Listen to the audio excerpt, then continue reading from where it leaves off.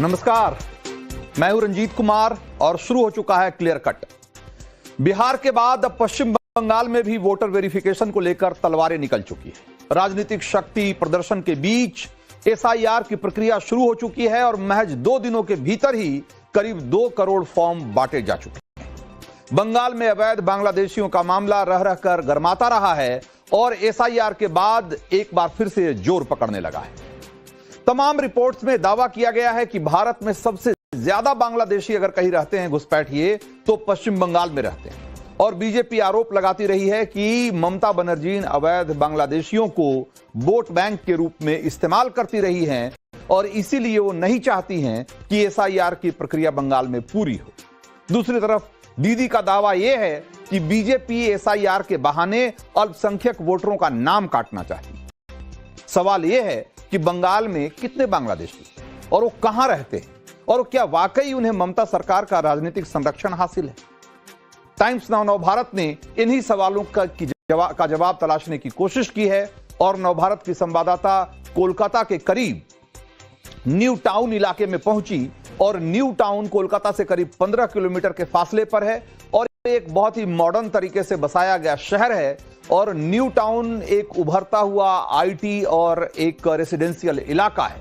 खास बात यह है कि इस टाउन को भारत सरकार ने सोलर सिटी और स्मार्ट ग्रीन सिटी के रूप में विकसित करने की योजना बनाई है और उस पर काम भी चल रहा है। लेकिन जरा देखिए कि वहां पहुंचकर हमारी संवाददाता को क्या मिला। क्या आप एक बार यकीन कर पाएंगे कि कोलकाता के करीब चमकते हुए शहर में अवैध बांग्लादेशियों की भी एक बस्ती होगी। टाइम्स नाउ भारत की टीम इस बस्ती में पहुंची तो पता चला कि यहां एक पूरी अवैध बस्ती बांग्लादेशियों ने ही बना रखी है और बस्ती में घूमने पर पता चला कि यहां कई बांग्लादेशी रहते आए। कुछ महिलाओं ने हमारे कैमरे पर खुद कबूल किया कि वो बांग्लादेश से घुसपैठ करके यहां पहुंची है और ये एक्सक्लूसिव बातचीत सुनिए जरा।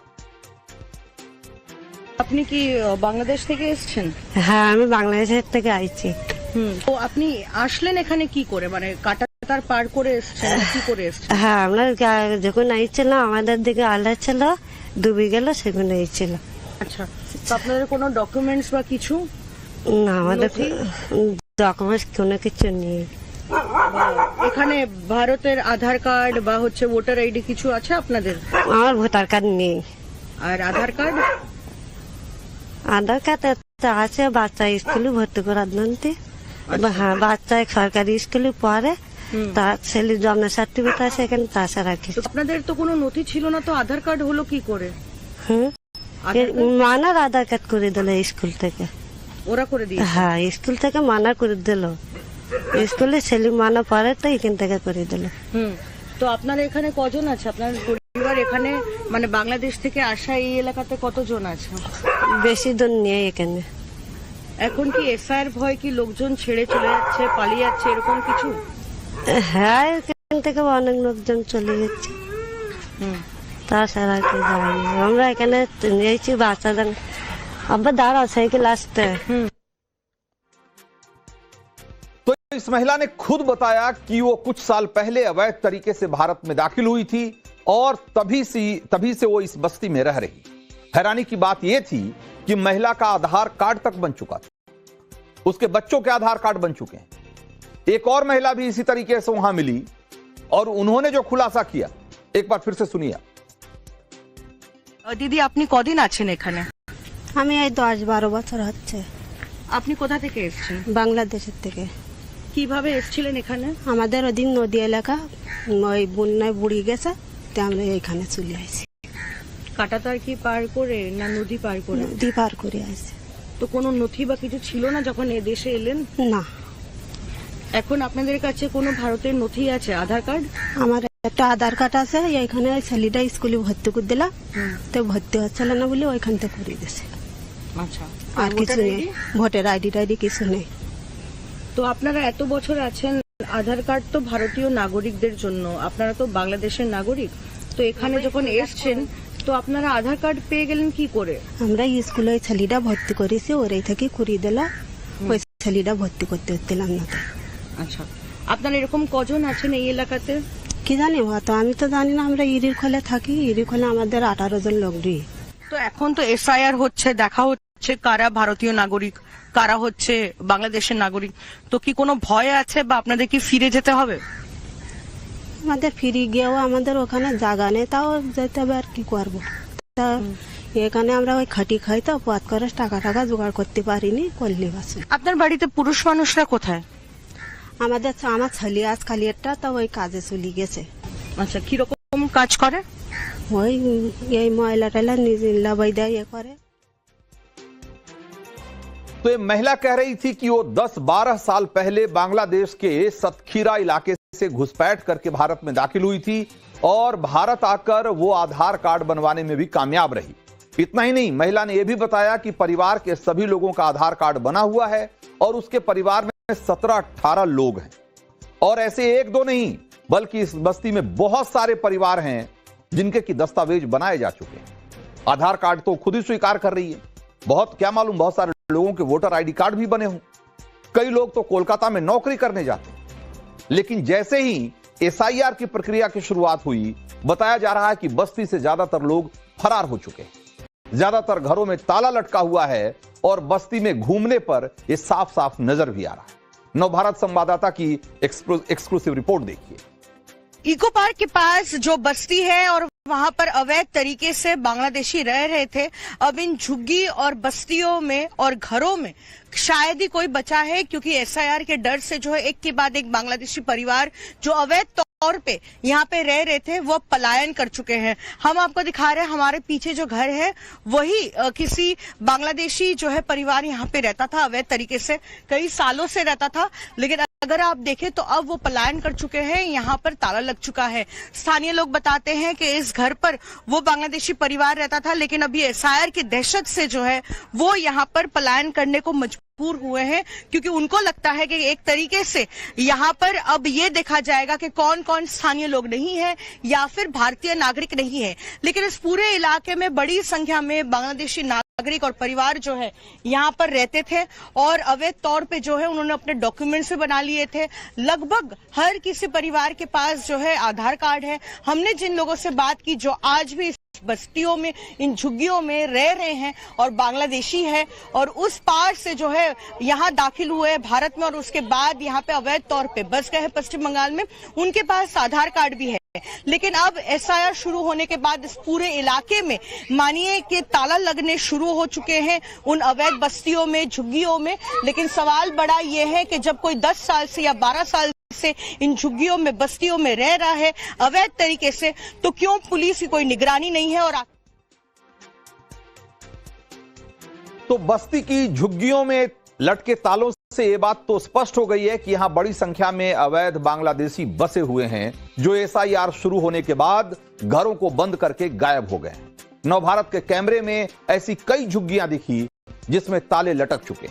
बस्ती में रहने वाले कई लोगों ने कैमरे पर कबूल किया कि बस्ती में कई बांग्लादेशी परिवार रहते थे जो एसआईआर के डर से बस्ती छोड़ चुके।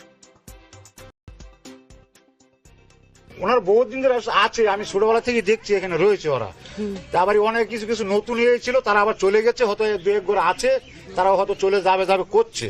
আর অনেকে হয়তো দেখা যাচ্ছে যে এখান থেকে মাসখানি আগে প্রথম যারা শুনেছে যে এই হবে, অনেকে চলে গেছে। মিনিমাম 12 আনা চলে গেছে বা আরো বেশি চলে গেছে। तो ये करें कि 12 आना लोग यानी कि करीब करीब 3/4 लोग जो है वो जा चुके हैं, कुछ ही लोग यहां बाकी हैं अभी। तो ये जो पूरी बातचीत और पूरी पड़ताल है उससे तो एक बात तो स्पष्ट है कि एसआईआर के बाद बंगाल में रहने वाले अवैध घुसपैठियों में खौफ है और एसआईआर प्रक्रिया शुरू होते ही इन्हें डर सताने लगा है कि घर घर जो वोटर वेरिफिकेशन का अभियान चलाया जा रहा है उससे उनकी पहचान उजागर हो जाएगी और इसीलिए सभी अब बांग्लादेश लौटने की कोशिश में जुटे हुए। बीएसएफ ने अब तक ऐसे 90 से ज्यादा बांग्लादेशियों को गिरफ्तार भी किया है जो बांग्लादेश भागने की कोशिश में थे। 48 बांग्लादेशियों को तो एक ही दिन में गिरफ्तार किया गया। तो हमारी पड़ताल में यह बात साफ तौर से साबित हो गई है कि पश्चिम बंगाल में बड़ी संख्या में बांग्लादेशियों की मौजूदगी की बात कोई हवाई बात नहीं है। कोलकाता समेत बंगाल के तमाम छोटे बड़े शहरों में घुसपैठियों की बड़ी संख्या में मौजूदगी है। और दूसरी बात यह कि एसआईआर के डर से इन बांग्लादेशी घुसपैठियों में हड़कंप भी है। उनमें से बहुत सारे घुसपैठिए खासकर वो जिनके पास पुख्ता डॉक्यूमेंट मौजूद नहीं है, वो पश्चिम बंगाल से वापस बांग्लादेश भी भागने की फिराक में। लेकिन पश्चिम बंगाल की राजनीति देखिए कि वहां की ममता सरकार एसआईआर का पुरजोर विरोध कर रही है। 4 नवंबर से बंगाल में एसआईआर की प्रक्रिया शुरू हुई और उसी दिन ममता बनर्जी ने एसआईआर के विरोध में कोलकाता में एक बड़ा मार्च निकाला। ममता बनर्जी ने बीजेपी पर लोगों के अधिकार छीनने का आरोप लगाया और कहा कि एक भी वैध मतदाता का नाम कटा तो दिल्ली तक आंदोलन होगा। सब ठीक ठाक कर दिया, हमने ऐतिहासिक बना दिया, एसआईआर को ऐतिहासिक बना दिया। क्या ऐतिहासिक है? No Aadhaar for voter list, no Aadhaar for ration card, लेकिन बैंक में जब आप अकाउंट करने जाता है तो आधार लिंक चाहते हैं। तो क्या है, किसका समाकलन कर रहा है? तो आधार कार्ड सिटीजनशिप नहीं होगा, तो आधार कार्ड में आपको वोटिंग राइट नहीं होगा, आपका आधार कार्ड में आपको एड्रेस नहीं होगा।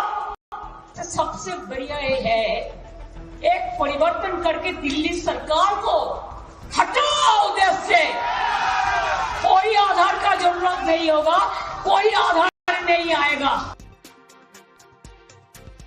तो ममता बनर्जी का यह विरोध नया नहीं है। ममता बनर्जी शुरू से ही एसआईआर का विरोध करती रही हैं और कोलकाता की रैली में ममता बनर्जी ने आधार कार्ड को जरूरी दस्तावेज में शामिल न करने को लेकर मोदी सरकार को घेरा और उन्होंने कहा कि भाई हर जगह आप आधार कार्ड चाहते हैं कि आधार कार्ड आपके पैन कार्ड से लिंक हो जाए, आधार कार्ड आप खाता खुलवाने जाते हैं तब आपको देना पड़ता है, आप चाहते हैं कि आधार कार्ड आपके अकाउंट से लिंक हो जाए, लेकिन जब वोट देने की बारी आती है तो आधार कार्ड की बात क्यों नहीं की जा रही?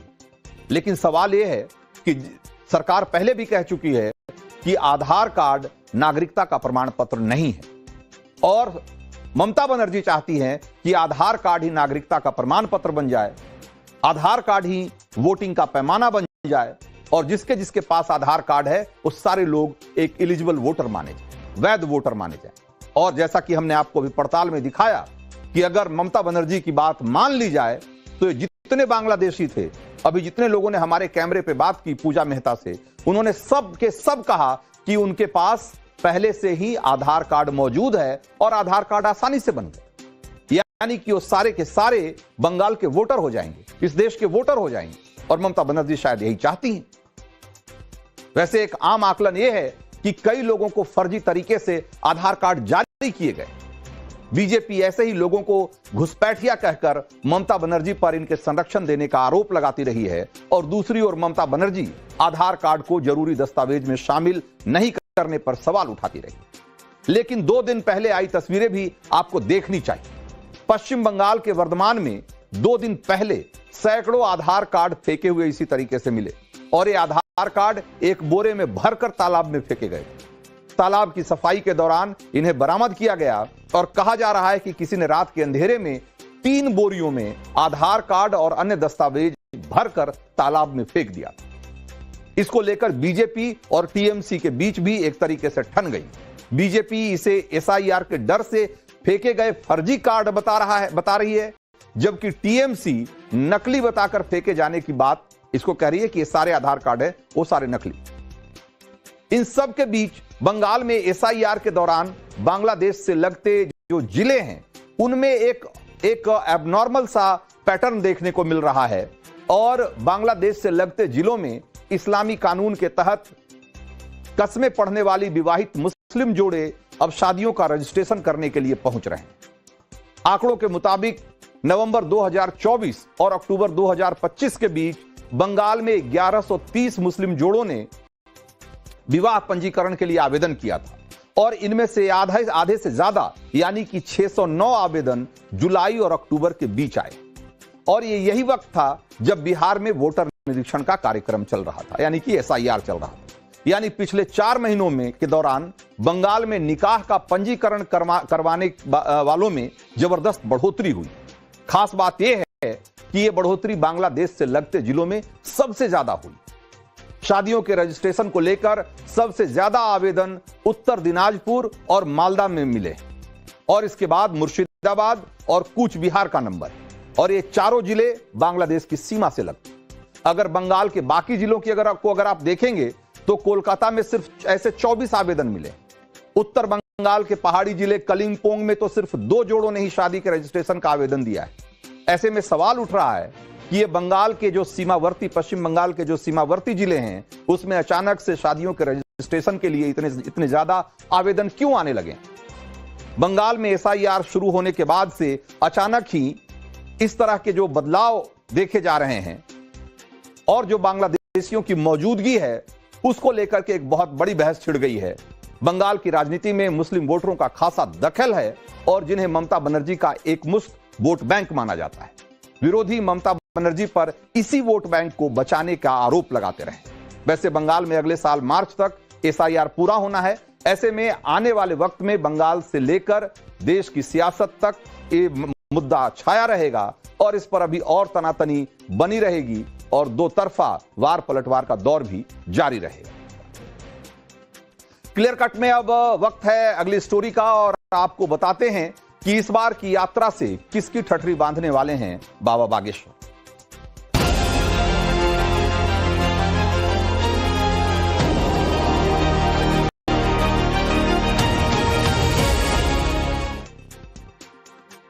पिछले साल नवंबर में हिंदू एकता पदयात्रा से सनातन की अलख जगाने वाले बाबा बागेश्वर इस साल फिर इस अभियान पर निकल पड़े। आज दिल्ली के छतरपुर इलाके के मां कात्यायनी मंदिर से उन्होंने हिंदू एकता यात्रा 2.0 की शुरुआत की और इसमें उनके कदम से कदम मिलाकर चलने के लिए देश भर से बड़ी संख्या में साधु संत भी आए हुए हैं। इसमें शामिल होने के लिए एक दिन पहले ही देश के कई हिस्सों से बड़ी संख्या में हिंदू सनातनी भी दिल्ली पहुंचे हैं और वहीं इस यात्रा में के रास्ते में शामिल होने के लिए 40,000 लोगों ने पहले ही ऑनलाइन रजिस्ट्रेशन भी करवाया है। सोशल मीडिया पर उनकी यात्रा खूब ट्रेंड कर रही है। बागेश्वर सरकार की हिंदू एकता यात्रा 2.0 देश की राजधानी में बहुत बज़ क्रिएट कर रही है और उसे खूब समर्थन भी मिल रहा है। हालांकि बहुत सारे लोग इसके विरोध में भी आवाजें उठा रहे हैं जो इस यात्रा को रोकने के लिए कोर्ट का दरवाजा खटखटाने की भी चेतावनी दे रहे हैं। बागेश्वर सरकार की हिंदू एकता पदयात्रा से उन्हें क्या बेचैनी हो रही है, वो क्या दलीलें दे रहे हैं और क्यों इसे हर हाल में रुकवाना चाहते हैं, इसके पीछे कैसे एक बड़ा सियासी दाव पेच भी हो सकता है, उस सब पर मैं बात करूंगा। लेकिन पहले आपको दिखाता हूं कि कैसे बागेश्वर सरकार बड़ी तादाद में साधु संतों और सनातनी समर्थकों को लेकर दिल्ली से वृंदावन की तरफ निकल पड़े। हम सब भाई हिंदू भाई क्या कहना चाहेंगे? बिल्कुल सही पकड़े हैं, बिल्कुल सही पकड़े हैं। देखिए कहाँ से आए हो?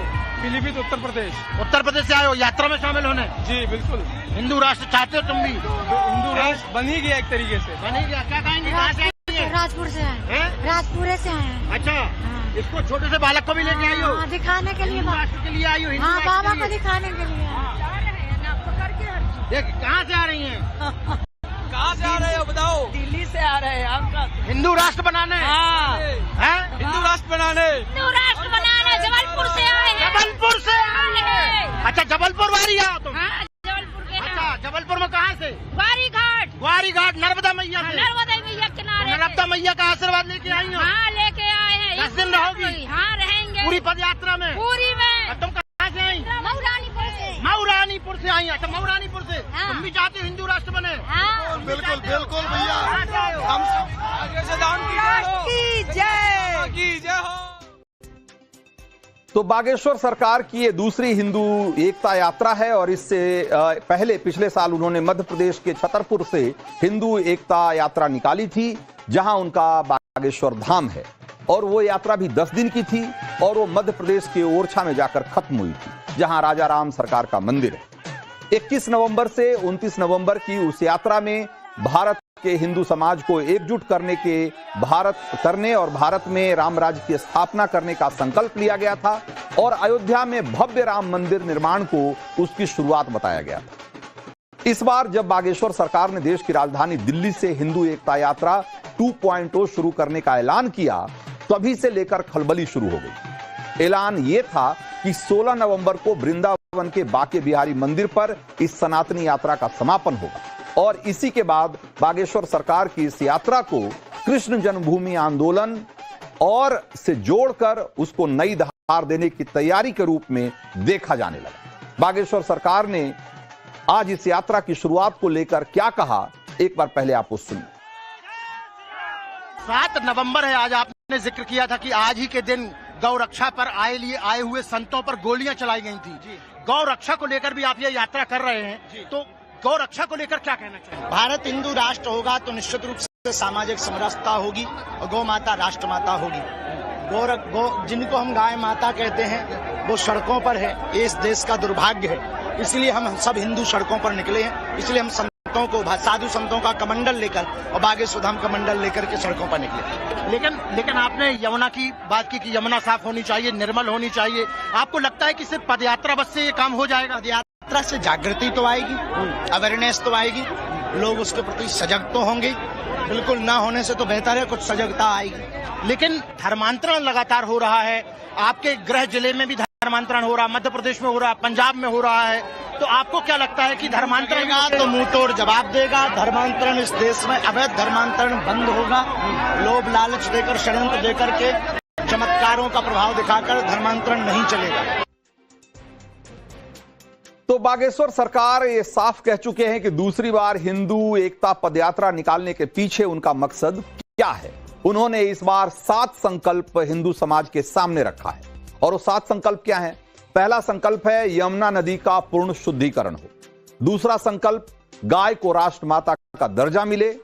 तीसरा संकल्प, हिंदुओं में जात पात ऊंच नीच का भेदभाव खत्म होना चाहिए। चौथा संकल्प उन्होंने रखा है कि भारत में अवैध धर्मांतरण और लव जिहाद जैसे मामलों पर लगाम लगना चाहिए। पांचवा संकल्प उनका यह है कि मथुरा में कृष्ण जन्मभूमि पर राम मंदिर की तरह ही भव्य और दिव्य मंदिर बने। ये एक बहुत महत्वपूर्ण बात है और इसको लेकर के भी एक अलग तरह की सियासत चल रही है। छठा संकल्प उन्होंने ये रखा है कि पूरे ब्रज क्षेत्र में मांस मदिरा पर प्रतिबंध लगना चाहिए। और 7वां संकल्प है ब्रज भूमि को उसके पुराने स्वरूप में लाया जाए जैसा हिंदू धर्म ग्रंथों में वर्णन है। इन 7 संकल्पों के पूरा होने के बाद उनके 8वें संकल्प की बारी आती है, यानी भारत को हिंदू राष्ट्र घोषित किया जाए और इसकी शपथ भारत की हिंदू आबादी ले। आज दिल्ली में पद यात्रा की शुरुआत में जुटे लोग एक तरीके से पहले से ही इन 8 संकल्पों की शपथ लेते हुए दिखाई दिए। देखिए जरा।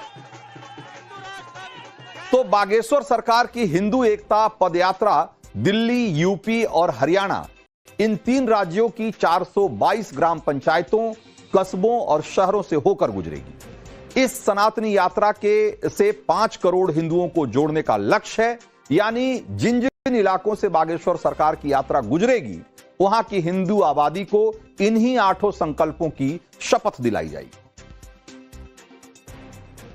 सनातन एकता पद यात्रा ये किसी जाति का नहीं है, किसी धर्म का नहीं, किसी मजहब का नहीं है। समस्त सनातनियों को जगाने के लिए है, न किसी दल का है, पूरे हिंदुस्तान के दिलों के लिए है। इसके नाते हम पूज्य बागेश्वर बालाजी सरकार के साथ भारत हिंदू राष्ट्र बने, भारत सनातन संस्कृति राष्ट्र बने। इसके नाते पूज्य बागेश्वर सरकार के साथ पिछले बार भी थे, इस बार भी हैं। जब तक भारत हिंदू राष्ट्र नहीं हो जाएगा, जब तक कृष्ण जन्मभूमि मंदिर का निर्माण नहीं हो जाएगा, जब तक सब हिंदू एक नहीं हो जाएगा, जब तक बेधर्मी भारत से भाग नहीं जाएंगे, तब तक हम बागेश्वर बालाजी सरकार के साथ में हैं। तो भारत को हिंदू राष्ट्र बनाने की भावना से हिंदू समाज एकजुट हो, बागेश्वर सरकार की इसी भावना से उनके विरोधी बौखलाए हुए। उनकी हिंदू एकता पदयात्रा को सांप्रदायिक सद्भाव बिगाड़ने वाला बता रहे हैं। आरोप लगा रहे हैं कि बागेश्वर सरकार देश में धार्मिक उन्माद फैलाना चाहते हैं, हिंदू मुसलमानों के बीच नफरत पैदा करना चाहते हैं। और इस यात्रा को लेकर आरोप यहां तक लगाए जा रहे हैं कि यूपी में योगी आदित्यनाथ के मुख्यमंत्री बनने के बाद बाबाओं को राजनीति का शौक चर्राने लगा। वो सत्ता सिंहासन पर बैठने के लिए तरह तरह के दांव आजमा रहे हैं। बागेश्वर सरकार की हिंदू एकता पदयात्रा भी उससे अलग नहीं है। और ऐसी ही दलीलों के साथ बागेश्वर सरकार की हिंदू एकता पदयात्रा पर रोक लगाने की मांग की गई है। दलित पिछड़ा समाज संगठन ने इस यात्रा के खिलाफ सुप्रीम कोर्ट में एक जनहित याचिका दाखिल करने का ऐलान किया है और चीफ जस्टिस ऑफ इंडिया से इस पर स्वतः संज्ञान लेने की अपील भी की। भीम आर्मी ने बागेश्वर सरकार की पदयात्रा तुरंत रोकने की मांग सुप्रीम कोर्ट से की है और यहां तक दलील दी है कि भारत एक धर्मनिरपेक्ष राष्ट्र है और एक धर्मनिरपेक्ष राष्ट्र को किसी एक धर्म का बनाने की अगर कोई भी कोशिश की जा रही है तो एक तरीके से वो भी राष्ट्रद्रोह की श्रेणी में आता है। हालांकि देश का संविधान हर किसी को धार्मिक स्वतंत्रता का अधिकार देता है। यह अधिकार देता है कि हम अपनी धार्मिक परंपराओं और मान्यताओं के हिसाब से चलें, उसका पालन करें और अपने समाज में उसको लेकर जागरूकता फैलाएं, अपने धर्म के लोगों को एकजुट करें। हां, इसमें जबरदस्ती नहीं होनी चाहिए, लोभ लालच का डर दिखाकर धार्मिक मान्यताओं को बदलने की कोशिश नहीं होनी चाहिए, अपनी धार्मिक मान्यताओं को जबरन दूसरों पर थोपने की कोशिश नहीं होनी चाहिए। पूरी पदयात्रा में हम लोगों को किसी के खिलाफ नहीं बोलना, केवल हमें अपना घर संभालना। अपना घर है जो हम भेदभाव में फंसे, छुआछूत में फंसे, ऊंच नीच में फंसे, अगड़ा पिछड़ा में फंसे, इनसे ऊपर उठकर 14वीं शताब्दी में रामानंदाचार्य भगवान ने जो कहा था, जात पात पूछे नहीं कोई, हरि को भजे सो हरि को होई। हम लोगों को इसी बात को पकड़कर चलना है।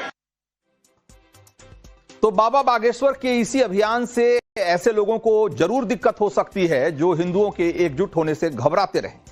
जातीय राजनीति करने वालों को भी इसमें खतरा दिखाई दे सकता है, लेकिन आप ये जानकर हैरान रह जाएंगे कि बागेश्वर सरकार की हिंदू एकता पदयात्रा में मुस्लिम बिरादरी के 300 से ज्यादा लोग शामिल हैं और वो भी चोरी छिपे नहीं, ताल ठोक कर अपनी बिरादरी को बताकर, क्योंकि ये वो लोग हैं जिन्हें लगता है कि हिंदू एकता इस पूरे भारत की अखंडता के लिए जरूरी है।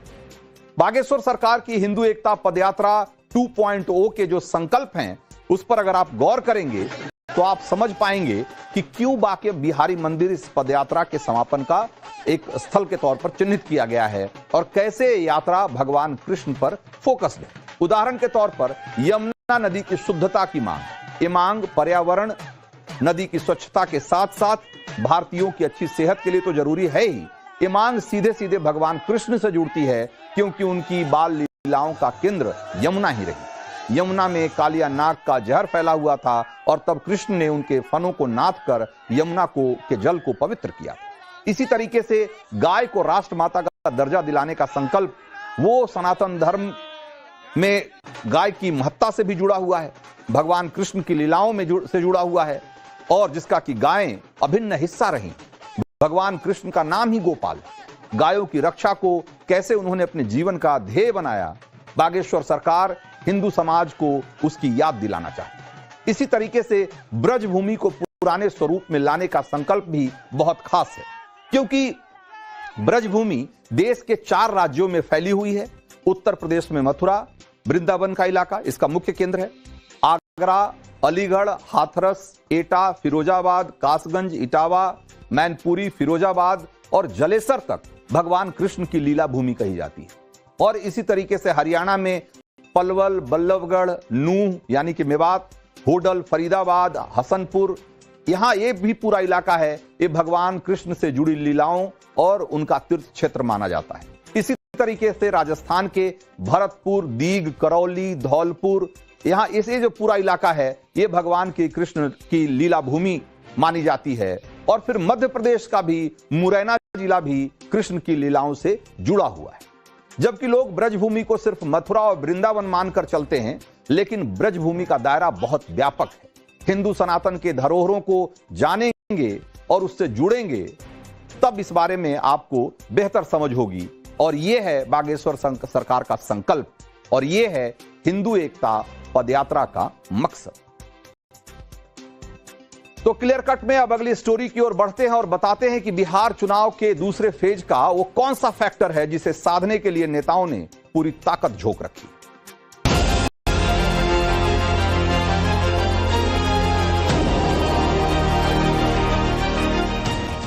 तो बिहार विधानसभा चुनाव के दूसरे और अंतिम चरण के लिए चुनाव प्रचार चरम पर पहुंच गया है। एनडीए और महागठबंधन के दिग्गजों ने मोर्चा खोला हुआ है।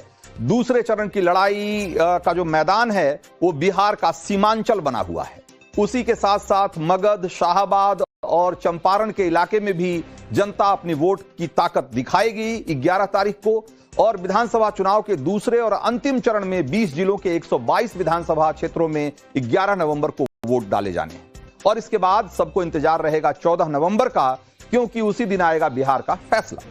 बिहार के उस फैसले को अपने हक में करवाने के लिए नेताओं ने एड़ी चोटी का जोर लगा रखा। आपको बताएंगे कि कल की बम्पर वोटिंग से किसका कॉन्फिडेंस आसमान छू रहा है और किसका हौसला पस्त दिख रहा है। लेकिन उससे पहले आपको बताते हैं कि दूसरे चरण के लिए कहां सबसे जोरदार लड़ाई छिड़ी हुई। तो ये जवाब है इसका बिहार का सीमांचल, जहां सबसे तेज गरज रहे हैं एआईएमआईएम के मुखिया असदुद्दीन ओवैसी। मुस्लिम बहुल सीटों पर एक भी मुसलमान वोट इधर से उधर न छिटक जाए, इसके लिए ओवैसी अपने खास अंदाज में महागठबंधन को हर जगह घेर रहे हैं। और ओवैसी के निशाने पर सबसे ज्यादा अगर कोई आ रहा है तो वो है लालू परिवार। बिहार में सरकार बदलने के तेजस्वी के नारे की ओवैसी खूब मजम्मत भी कर रहे हैं और जहां मौका मिल रहा है खिल्ली भी उड़ा रहे हैं और लगभग हर मंच से उड़ा रहे हैं। इसी के साथ ओवैसी पूर्णिया के सांसद को भी नहीं बख्श रहे। सुनिए जरा ओवैसी। अब फिर 2025 आया है तो लालू परिवार कह रहा है सरकार बदलो। मेरे भाई, सरकार बदलने से क्या हासिल होता है? क्या सरकार बदलने से सीमांचल का मुस्तकबिल बदलता है? बताओ। अगर बदलता तो फिर यह बदहाली नहीं होती। अगर बदलता तो फिर पूरे सीमांचल में किशनगंज में एक ही डिग्री कॉलेज क्यों है? अगर सरकार बदलती तो फिर ये तमाम हालात क्यों नहीं बदलते? मैं आपसे अपील कर रहा हूं, सीमांचल को अगर बदलना है तो आपको 11 तारीख के दिन एक सैलाब की तरह इन तमाम जालिमों को अपने वोट में बहा देना है। मेरा नाम मेरे बुजुर्गों ने असदुद्दीन रखा। असदुद्दीन के माने क्या होते? अल्लाह के दीन का शेर। और तेरा नाम टप्पू पप्पू है। और फिर तू नहीं जानता कि असद हैदर कर्रार के निस्बत से भी है। तो बीते दिनों चुनाव प्रचार के दौरान तेजस्वी यादव ने ओवैसी को चरमपंथी कह दिया था और उसके बाद से ओवैसी तेजस्वी पर पलटवार का एक भी मौका चूक नहीं रहे। सीमांचल में तो हर मंच से तेजस्वी की उस बात को पूरी ताकत से उछाल रहे हैं। ओवैसी कैसे तेजस्वी को जवाब दे रहे हैं, एक बार जरा और देखिए। और हमको बोलते चरमपंथी। अरे मैं किसी मजहब के खिलाफ था, ना कभी रहूंगा। यकीनन मैं फख्र से कहता हूं कि मैं मुसलमान हूं, मगर चेहरे पे दाढ़ी, सर पे टोपी, मस्जिदों को आबाद करना, मस्जिदों को बचाने की लड़ाई लड़ना, शरीयत की हिफाजत करना, वक्फ कानून को काला कानून कहना, जालिम को जालिम कहना, अगर ये चरमपंथी है तो मैं क्या करूं? बताओ कोचा दामन की जनता, बताओ मैं क्या करूं? बताओ आप। मुझे देखना है ना, कभी सीमांचल के किसी चौराहे पर तू ठहर जा, मैं भी ठहरता हूं, देखते हैं क्या तमाशा होता है। ये कांग्रेस पार्टी का एक सांसद बोलता है ओवैसी की जात क्या है, ओवैसी की जमीन क्या है, ओवैसी की दौलत क्या है। अरे सुन, मैं मुसलमान हूं, गयूर मुसलमान हूं। मैं रसूलुल्लाह सल्लल्लाहु अलैहि वसल्लम का उम्मती हूं। बहरूपिया बोलता है मेरा नाम मेरे अब्बा और अम्मा ने असदुद्दीन रखा, दीन का शेर के नाम से रखा। और तो पूछता है मेरी जमीन कितनी है? अरे पूरा सीमांचल मेरा है, बता तेरा क्या है? तो सीमांचल में ओवैसी और तेजस्वी के बीच तलवार इस बात को लेकर खिंची हुई है कि हम मुस्लिम वोटों का असली रहनुमा कौन है, और इसको जरा आंकड़ों से समझने की कोशिश करिए। बिहार के सीमांचल इलाके में आने वाले जो जिले हैं, अररिया, किशनगंज, पूर्णिया और कटिहार, इसमें अगर देखा जाए तो कुल मिलाकर करीब 24 सीटें आती है विधानसभा की, और इन सभी सीटों पर मुस्लिम वोट बहुत निर्णायक माना जाता है। माइनॉरिटी कमीशन ऑफ इंडिया के मुताबिक सीमांचल के किशनगंज में 67% मुसलमान हैं, कटिहार में 42%, अररिया में 41% और पूर्णिया में 37% मुस्लिम आबादी है। 2020 के विधानसभा चुनाव में इन 24 सीटों में से एनडीए के पाले में 12 सीटें आई और महागठबंधन ने 7 सीटें जीती थी। लेकिन सबसे महत्वपूर्ण कामयाबी मिली थी एआईएमआईएम। ओवैसी की पार्टी ने अकेले अपने दम पर 5 सीटें जीतकर सीमांचल की सियासत में एक नई कहानी लिख डाली। एआईएमआईएम ने अमौर, बहादुरगंज, बायसी, जोकीहाट और कोचाधामन सीटें जीती थी और इनमें से 3 सीटों पर महागठबंधन के उस समय के विधायक तीसरे नंबर पर रहे थे। लेकिन चुनाव के बाद एआईएमआईएम के 4 विधायकों ने पाला बदलकर आरजेडी का दामन थाम लिया और इसी की वजह से ओवैसी तेजस्वी पर काफी नाराज थे, तेजस्वी से बहुत बिफरे हुए थे। उन्होंने तेजस्वी पर अपनी पार्टी तोड़ने का आरोप लगाया था। लेकिन बावजूद इसके इस चुनाव से पहले ओवैसी ने लालू परिवार को बाकायदा चिट्ठी लिखी और यह पेशकश की कि उन्हें महागठबंधन में शामिल कर लिया जाए। लेकिन लालू परिवार ने ओवैसी को भाव नहीं दिया क्योंकि आरजेडी मुसलमानों की रहनुमाई किसी के साथ साझा करना नहीं चाहती। उसे इस बात का डर है कि कहीं उसका जो माई वोट बैंक है उसमें ओवैसी सेंध न लगा दे। हालांकि सेंध तो लग ही चुकी है, लेकिन वो इस बात को स्वीकार नहीं करना चाहते। दूसरी ओर राहुल गांधी भी बिहार के दूसरे चरण के मतदान के लिए प्रचार युद्ध में जुटे हुए हैं। बांका की एक चुनावी रैली में राहुल गांधी ने दावा किया कि मोदी सरकार ने नालंदा यूनिवर्सिटी का सपना खत्म कर दिया है और महागठबंधन की सरकार आएगी तो बिहार को नई वर्ल्ड क्लास यूनिवर्सिटी मिलेगी। लेकिन बीजेपी ने फौरन ही राहुल के दावे को खारिज कर दिया। आप पहले इस सियासी वार का वार और पलटवार सुनिए और फिर राहुल गांधी के दावे की सच्चाई भी आपको बताएंगे। जब दुनिया की सबसे बेहतरीन यूनिवर्सिटी बिहार में हुआ करती थी, नालंदा यूनिवर्सिटी, कोने कोने से लोग आते थे, कोरिया से, चाइना से, जापान से, वियतनाम से आते थे पढ़ाई करने, बिहार में शिक्षा लेने। सब बंद कर दिया। यूपीए की सरकार थी, हमने नालंदा यूनिवर्सिटी को फिर से खड़ा करने की कोशिश की, पैसा डाला, इंटरनेशनल सबसे हाई क्वालिटी के लोगों को हमने इकट्ठा किया। नरेंद्र मोदी की सरकार ने नालंदा यूनिवर्सिटी का सपना रद्द कर दिया, खत्म कर दिया, बंद करवा दिया। भागलपुर में विक्रमशिला विश्वविद्यालय भी बन रहा है। उनको नालंदा विश्वविद्यालय तो याद रहा, उनकी जो टीम है उनको गलत इन्फॉर्म करती है। हमने नालंदा विश्वविद्यालय भी बनाया है, विक्रमशिला भी विश्वविद्यालय बनाया है। राहुल गांधी की सभा में पूरी तरह फ्लॉप हो गई। तो ये सच है कि यूपीए के दौर में साल 2007 में हुए पूर्वी एशिया शिखर सम्मेलन के दौरान प्राचीन नालंदा विश्वविद्यालय को पुनर्जीवित करने की चर्चा उठी थी और इसके बाद तत्कालीन यूपीए सरकार में ही साल 2010 में नालंदा विश्वविद्यालय अधिनियम पारित कराया गया। लेकिन 2014 में केंद्र में एनडीए सरकार बनने के बाद तत्कालीन विदेश मंत्री सुषमा स्वराज ने 29 सितंबर 2014 को नालंदा यूनिवर्सिटी के नए कैंपस की नींव रखी थी और उसके लगभग 9 साल के बाद प्रधानमंत्री नरेंद्र मोदी ने बुधवार 19 जून 2024 को नालंदा यूनिवर्सिटी के नए कैंपस का लोकार्पण किया और इसी के साथ पूरी दुनिया में शिक्षा का एक प्रमुख केंद्र रहा नालंदा विश्वविद्यालय करीब 800 सालों के बाद दोबारा से जीवंत हो उठा था। नालंदा विश्वविद्यालय का नया कैंपस 100 एकड़ में फैला हुआ है और आज नालंदा यूनिवर्सिटी में 187 से ज्यादा विदेशी छात्र मास्टर्स और पीएचडी के प्रोग्राम्स में पढ़ाई कर रहे हैं। ऐसे में राहुल का जो दावा है वो सच्चाई से कोसों दूर नजर आता है। खैर, दूसरे चरण के लिए वादों और दावों की इस लड़ाई के बीच पहले चरण की बंपर वोटिंग के मैसेज को लेकर भी भिड़ंत हो रही है। एनडीए नेता दावा कर रहे हैं कि बिहार के मतदाता अपनी सरकार का समर्थन देने के लिए बड़ी तादाद में घरों से निकले और दूसरी तरफ विपक्ष का दावा है कि बूथ पर जो लंबी लंबी कतारें दिखी वो सरकार बदलने के लिए आई थी। विपक्ष की तरफ से यह भी दावा किया गया कि बीजेपी ने प्रवासी वोटरों को पैसे देकर बिहार बुलाया था।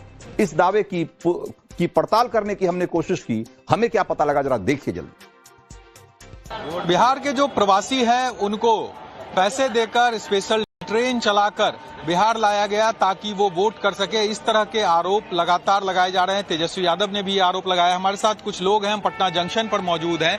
अब इनसे सीधे पहले बात करते हैं कि क्या इन लोगों को सरकार की तरफ से लाया गया, क्या आप लोगों को कोई पैसा दिया गया ट्रेन में? पैसा नहीं दिया गया, पैसा वैसा नहीं दिया गया सर। कहाँ काम करते हैं आप? वहाँ सिंगरौली में। अच्छा जी जी। आप लोगों को लाया गया था या ले जाया जा रहा है? खुद अपने से आए थे, अपने से खुद जा रहे हैं सर। अपने से जा रहे हैं? जी। कोई पैसा रुपया नहीं, कोई पैसा नहीं मिला था। तेजस्वी यादव कह रहे हैं कि पैसा दिया गया, स्पेशल ट्रेन चलाया गया, फ्री में लोगों को यहाँ लाया गया ताकि वोट करे, ऐसा है क्या? नहीं नहीं नहीं, बिल्कुल ये झूठ है, झूठा प्रचार है, ऐसा कुछ नहीं है। सब अपनी टिकट कटा के आए हुए हैं। For more of such videos, do like, share and subscribe to ET Now Swadesh.